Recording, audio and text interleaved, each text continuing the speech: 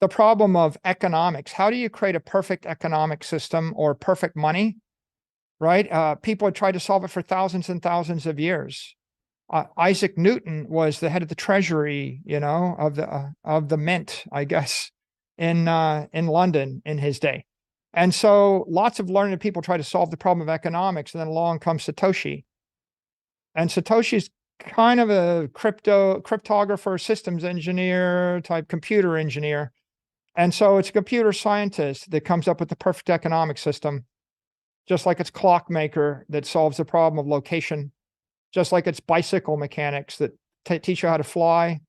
And that's kind of the story of history. It's always someone that surprises you with some breakthrough from a field you didn't expect at a time you didn't expect it. Throughout the week, MicroStrategy CEO Michael Saylor has been in a series of interviews and conferences where he continuously hammers on the importance of Bitcoin. It has taken over the stage to educate people on the use cases of Bitcoin and why it is not just an investment option, but a necessity for total financial freedom. Saylor has also emphasized MicroStrategy's unwavering faith in Bitcoin since 2020, labeling it as the sole institutional-grade investable asset within the crypto space. He further pointed out that Bitcoin is commonly accepted as a digital commodity on a global scale. In most of his recent tweets, Saylor indicates that Bitcoin confers financial immortality and independence from centralized currencies. He also mentioned that the need for Bitcoin supersedes just a need for a different type of currency. Rather, it represents a very high order of economic freedom and stability. In this video, Michael Saylor shares in his interview once more about the nitty-gritty of the purpose and importance of Bitcoin, from a global economic perspective to a more personal relationship. As you watch this video, don't forget to hit that like button, subscribe, and drop your comments below. What's particularly beautiful about Bitcoin is that it is a perfect machine constructed of imperfect parts to be operated by imperfect people. And so I love that. the genius is, right? The genius is what we want to do is have millions and millions of computers that are all randomly interacting with each other. But we want to, on average, generate a block every 10 minutes. But, sometimes it's 11 minutes and sometimes it's 2 minutes and sometimes it's 56 minutes.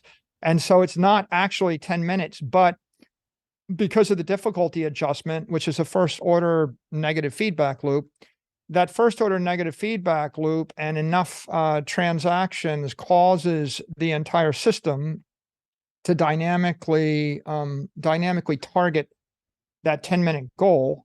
And then we want to allow anybody in the world to create a Bitcoin mining rig, and we want to allow any engineer to make it work faster.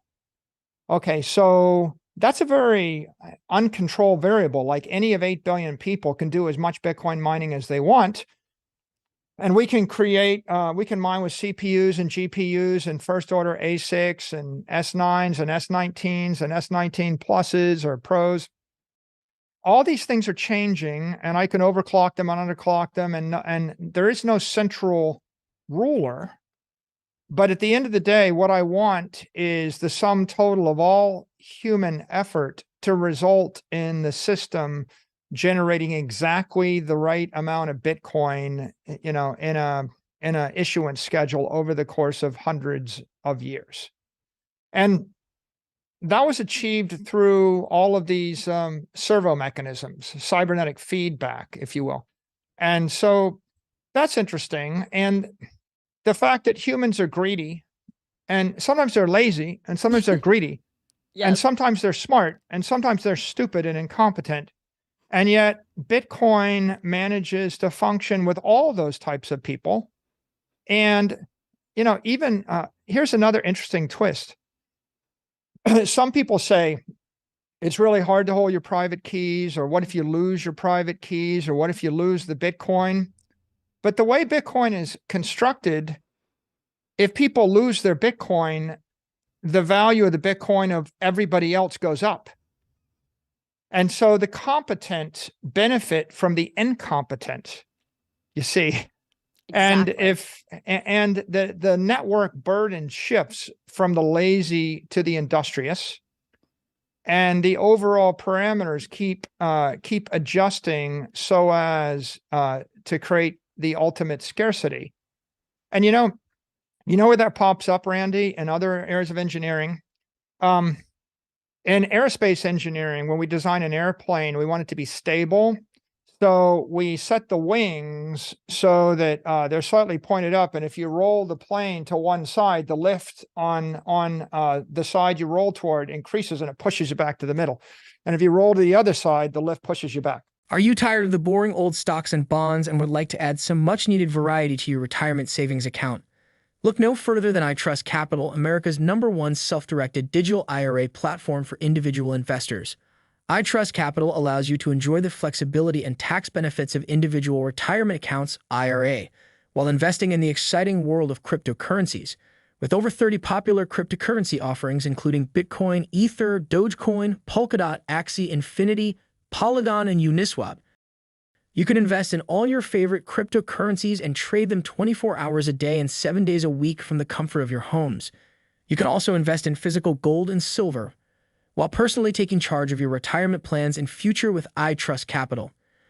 iTrust.capital is committed to providing a safe and secure platform for investors. The platform uses advanced security measures such as multi-factor authentication and cold storage to protect investors' assets and information. iTrust.capital is also regulated by the SEC and FINRA, ensuring investors are protected by the highest regulatory standards. Investing just got more exciting with iTrust.capital's new conditional transactions feature. This feature allows you to set conditional buy and sell orders so you never miss out on market rallies or get trapped during downtrends. Step into an exciting new world of opportunities with America's #1 crypto IRA platform by following the link in the description box below. It is safe and secure and gives you the much-needed variety for your traditional Roth, SEP, or simple IRA. Don't miss out on the chance to invest in the future of finance. Click the link below to get started.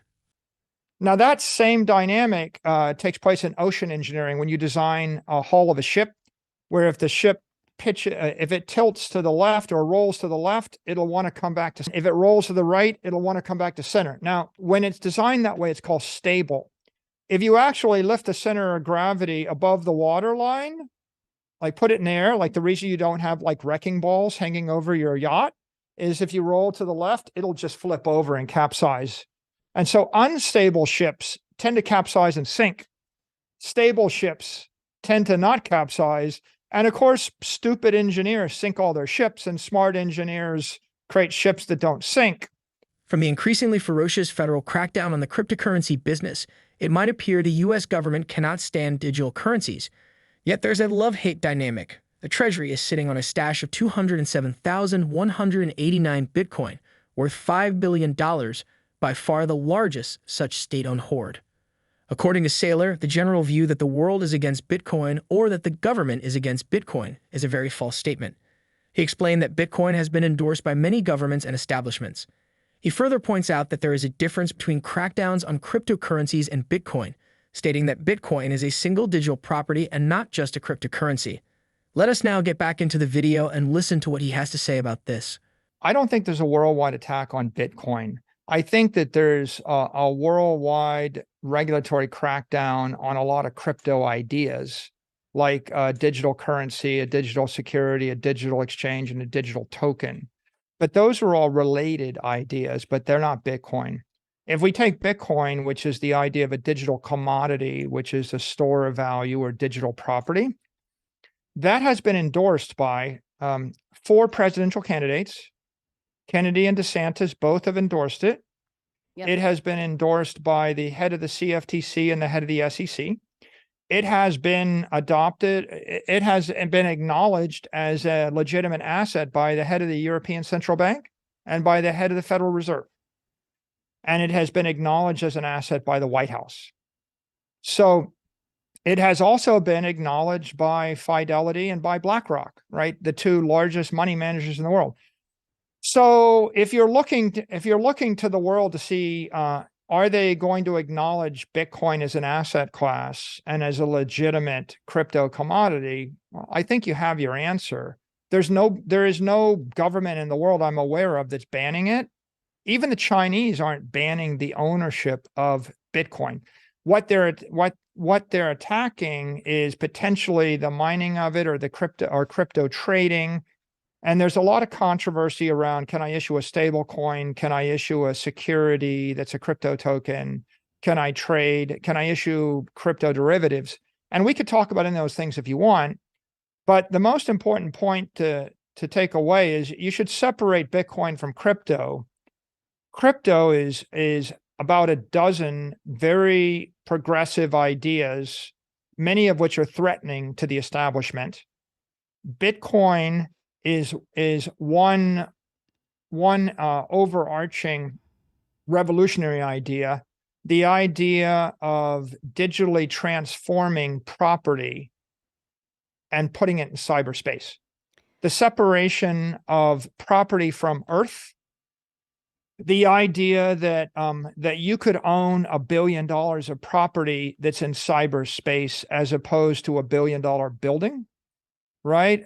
Sometimes we call it the separation of money from state, but really, a more profound idea is Bitcoin is the first tangible digital property in the history of the human race. And if it was nothing more than that, that's worth hundreds of trillions of dollars. It's a big, big idea.